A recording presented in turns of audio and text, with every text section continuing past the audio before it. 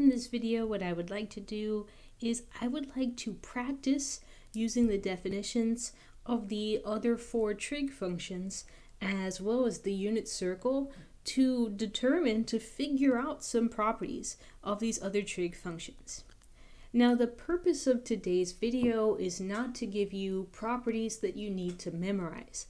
The purpose of today's video is to demonstrate a general technique, a general mental approach to problems of figuring out what behavior you might expect to see from trig functions like tangent, cotangent, secant, and cosecant.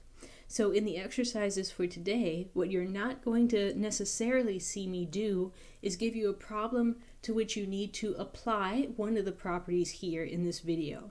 What you're more likely to see from me is a question that's asking you to find another property of these trig functions using an approach, using a general technique that's similar to what I'm about to show you. So bear that in mind as we're going through today's video. The goals for today: use the unit circle to determine some properties of tangent, cotangent, secant, and cosecant. And then find and use some alternative versions of the Pythagorean identity.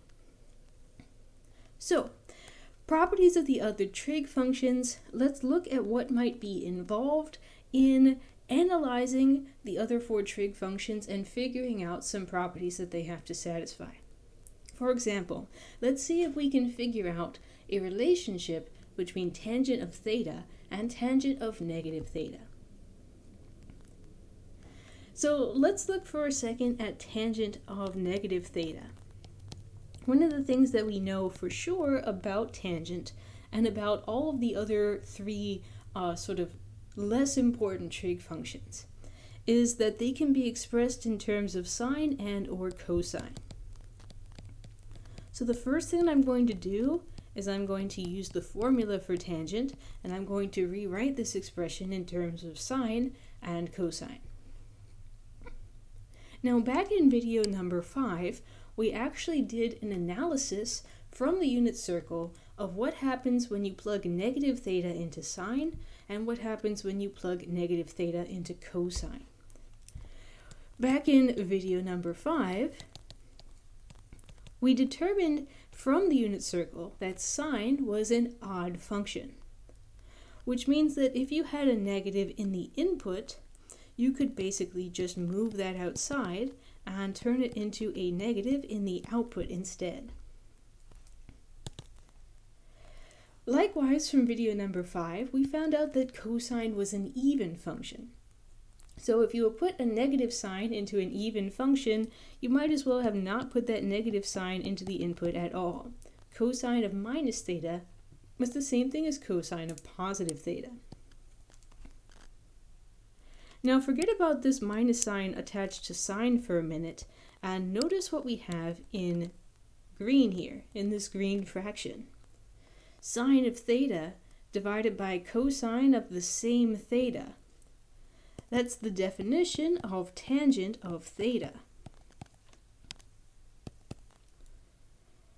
So just by looking at tangent of negative theta and writing down what that would be in terms of the definition of tangent, using the unit circle properties of sine and cosine, and then using the formula for tangent once again, we could figure out that tangent is also an odd function.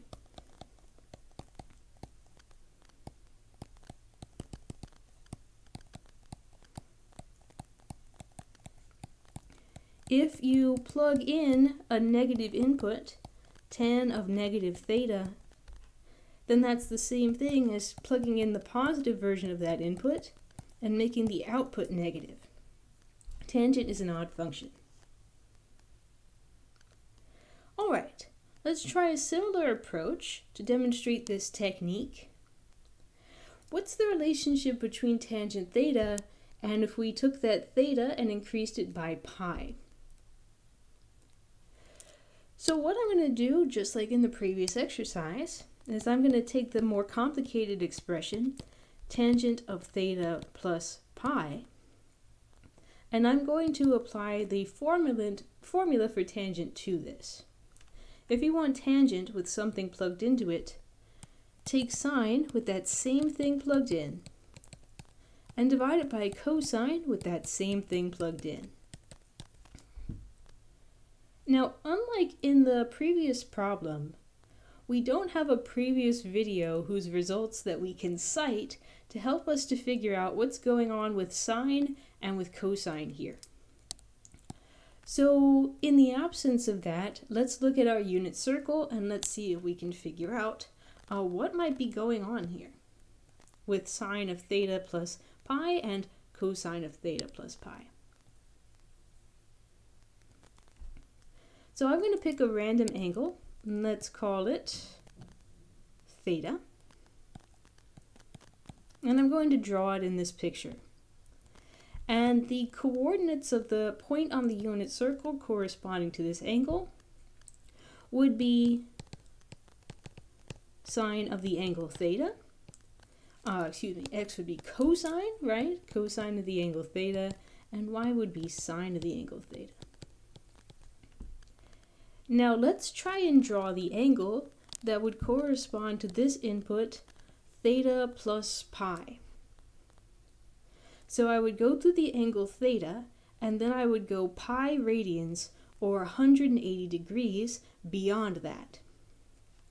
So theta put me facing in the green direction, so I'm going to do then a full 180 degree rotation over here to the other side. So this would be the location that corresponds to x being cosine of the angle theta, and then go an extra 180 degrees.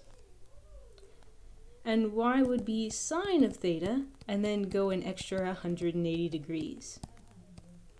So at this green point, we're at a location where the x-coordinate is cos theta, the y-coordinate is sine theta.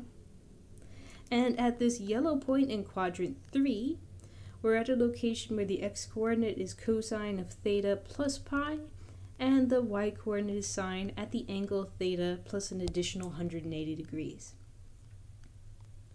But notice that there's kind of an interesting graphical relationship between the point in green and the point in yellow. Those points are complete opposites of each other. This point has a positive x-coordinate, and the yellow point has a negative x-coordinate exactly the same size but pointing in the other direction. The point in green has a positive y-coordinate. The point in yellow has a negative y-coordinate, but they're exactly the same size. They're exactly the same size, but one is positive and one is negative. So because the x-coordinates are equal but opposite, we can say that cosine of theta plus pi is the opposite of cosine of theta. They're the same length, they're the same distance from the center, but pointing in opposite directions, those x values. And likewise, the sines are the same distance from the center, but one is negative and one is positive. So let me briefly recap what we've done so far. Trying to find a relationship between tangent of theta and tangent of theta plus an additional 180 degrees. The first thing that I did was break tangent down as sine over cosine. And then I tried to figure out what sine and cosine were doing at this angle theta plus pi. To try and figure that out, I drew a unit circle, sketched a random angle theta, and then sketched the angle theta plus pi. And then noticed that the 2 points corresponding to those two angles had a graphical visual relationship to each other. And this is the algebraic form of that relationship. The two coordinates are exact opposites. So now this is data that I can shove back into the tangent formula that I was working with. Now we know that the sine of theta plus pi is the opposite of sine of theta, And the cosine of theta plus pi is the opposite of cosine of theta. So these two minus signs cancel out, and I get sine of theta divided by cos of theta. And hey, isn't that just the formula for tangent? So what can we conclude? Similar to the results that we got in video number 5, where we saw that sine of theta plus 2 pi was the same thing as sine of theta, and cos of theta plus 2 pi was the same thing as cos of theta. If we increase the angle inside tangent, not by a full rotation but by half a rotation, then we get the same value from tangent.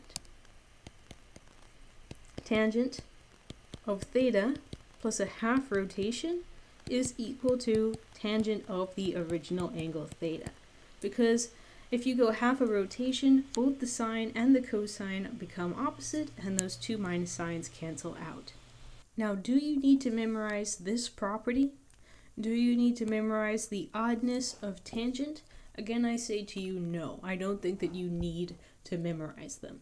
Once again, the purpose of these two exercises is to demonstrate a general technique of how you use the formula for tangent and how you use the unit circle to make some logical deductions about some properties that tan and cotangent, secant, whatever must satisfy. To conclude today's material, let's go back to looking at the Pythagorean identity, and let's have a look at some alternative versions of the Pythagorean identity, which contain not cosine squared and sine squared, but which contain some of the other trig functions. Let's write down the basic Pythagorean identity.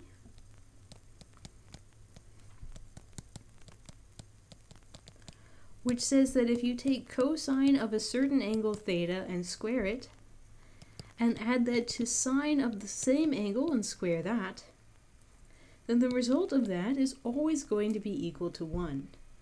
The important things here are that these two inputs for sine and cosine do have to be exactly the same, and it is required that both the cosine and the sine are squared.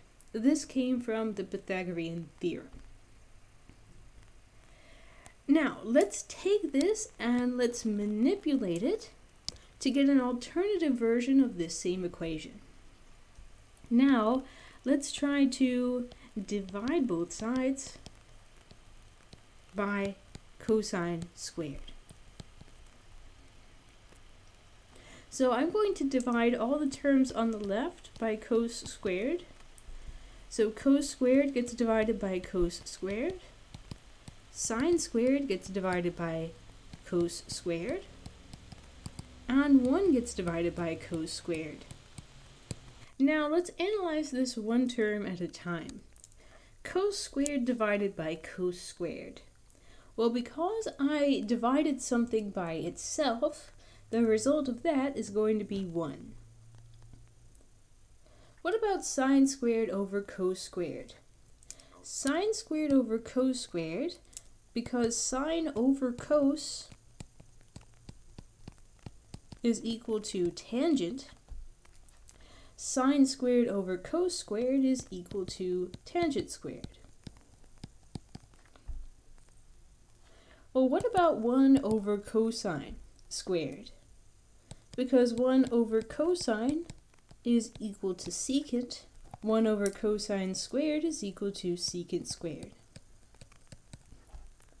So this is the first alternative version of the Pythagorean identity, which is expressed not in terms of sine and cosine, but which is expressed in terms of tangent and secant.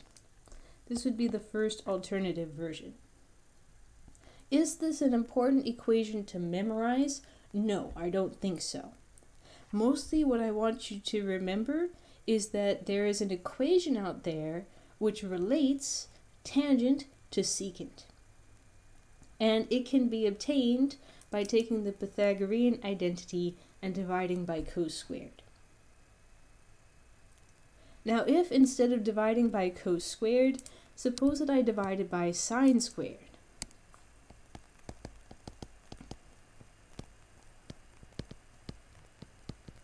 In this case, the cos squared would become a cos squared over sine squared. Sine squared would become sine squared over sine squared. And 1 would become 1 over sine squared. So using the same sort of simplification ideas that I used in the previous rewrite of the Pythagorean identity, we could turn this into alternative version number 2 of the Pythagorean identity, where instead of cos squared over sine squared, we have cotangent squared. Sine squared divided by itself is just 1, and 1 over sine squared is equal to cosecant squared.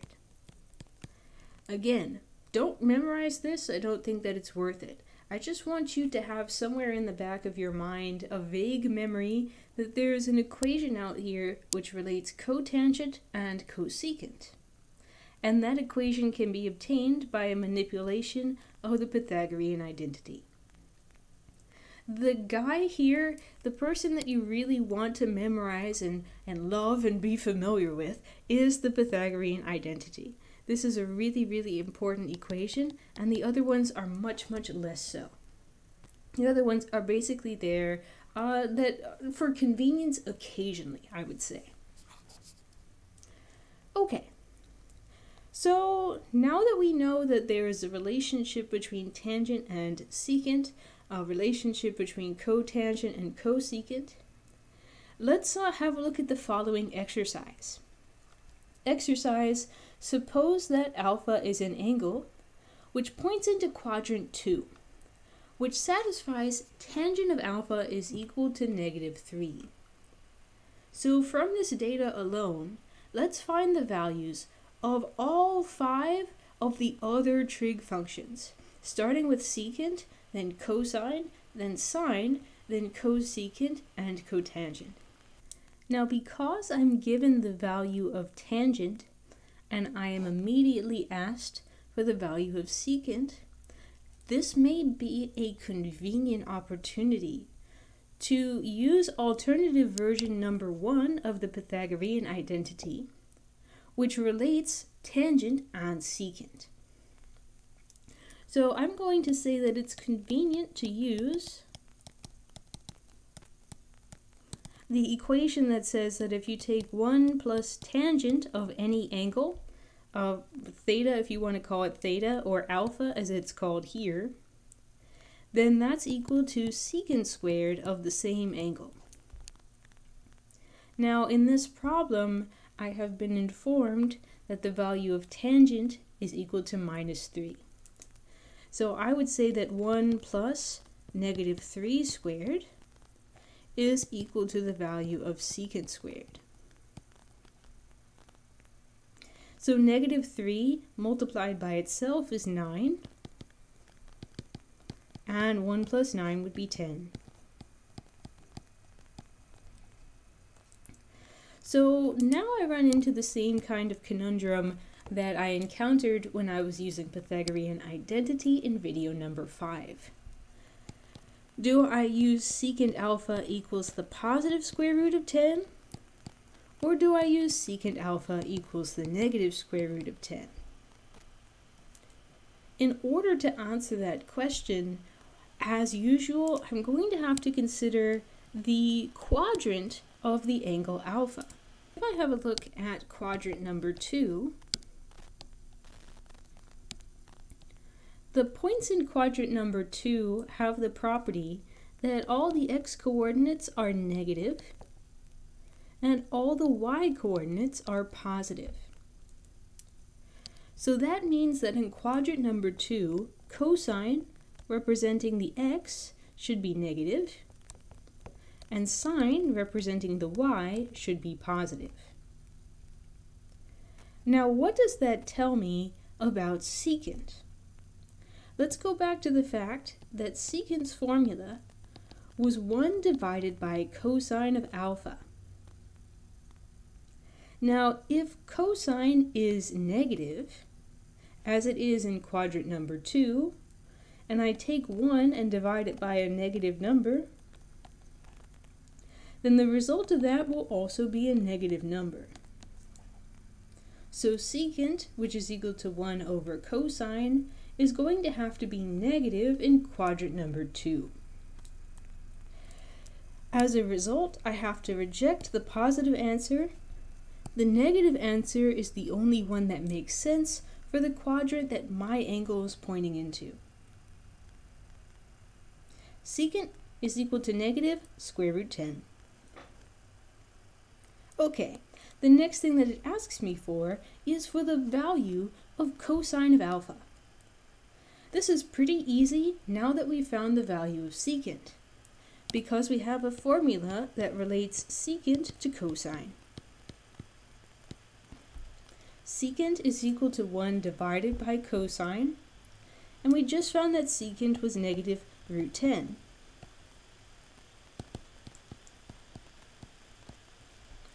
So if we take the reciprocal of both sides, flip them all upside down, we find that the cosine value must be equal to negative 1 over square root 10. A negative value as we expected based on the quadrant of the point. So next up they say, okay, what is the value of sine? At this point I would say that there are 2 different methods that can be used to answer this question.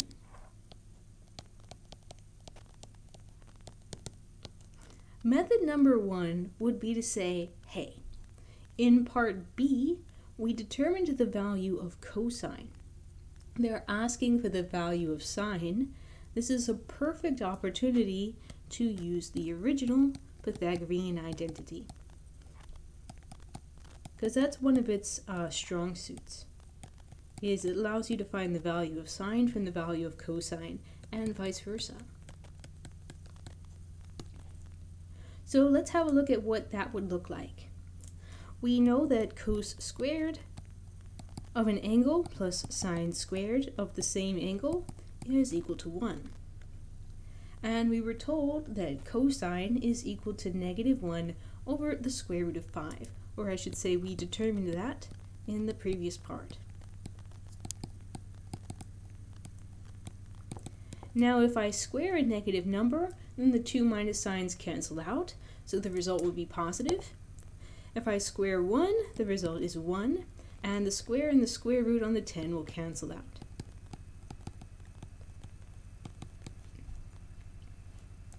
So after isolating sine squared of alpha, if I have 1 and I take away 1/10, then I am left with 9/10.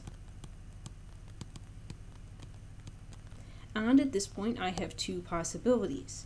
Possibility number 1 is that sine is equal to the positive square root of 9 over 10, or sine is equal to the negative square root of 9 over 10. Now, how do you think I'm going to figure out which one of these is correct? Again, I'm going to consider the quadrant into which alpha points. And I'm going to remind myself that in quadrant number 2, which is where this angle lives, the y values, and hence the sine values, are all positive. So therefore, I'm going to reject the negative answer as a consequence of the fact that alpha is in quadrant 2. And I'm going to say that sine of alpha must be equal to the positive square root, which we can simplify to 3 over root 10 if we so desire. Now I said that there were 2 techniques that could be used to find the value of sine, the first of which was to use the Pythagorean identity. What is method number 2 though? Method number 2 is to use the fact that we also have an equation which gives a relationship between tangent, sine, and cosine. You see, by this point, we have now figured out the values of tangent and the values of cosine.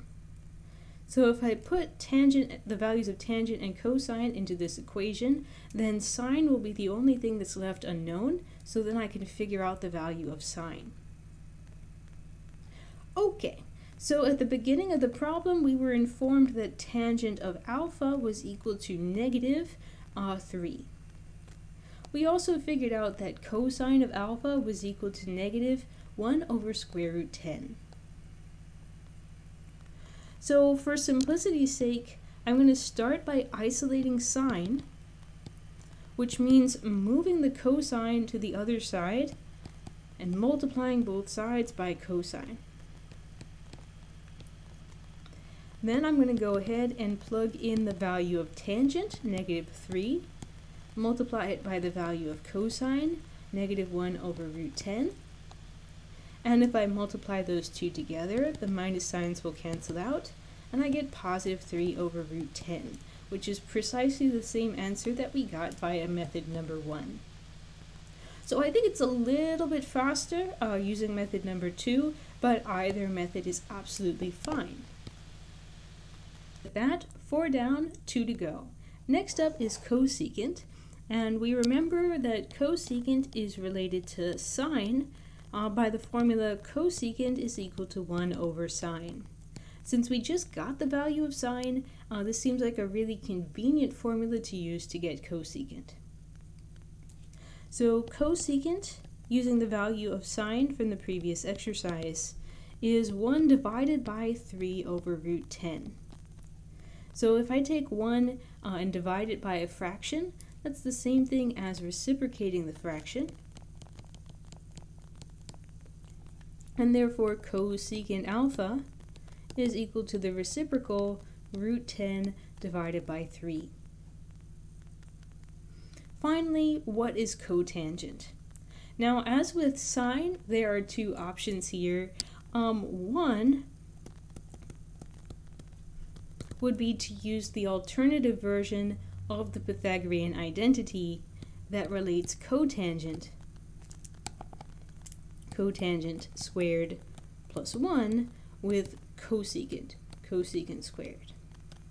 But personally, I'm in favor of an alternative method, which is to use the fact that cotangent is also related to sine and cosine. And we know already the values of sine and cosine from the previous exercises as well. The reason that I slightly prefer method number 2 is because the cotangent here is not squared, so I don't have to worry about applying the square root at any point. Cosine was equal to, I already forgot. And sine was equal to positive 3 over root 10. So if I divide those two fractions, fraction number 1 multiplied by the reciprocal of fraction number 2, then the two root 10s cancel out, and I'm left with negative 1 over 3. So that would be the value of cotangent. Now to finish today's work, I want to draw your attention to I would say a third method, which involves a relationship between cotangent and tangent. So I'll call this method 3. We have tangent, which is equal to sine on the top and cosine on the bottom. And we have cotangent, which is the same thing except upside down.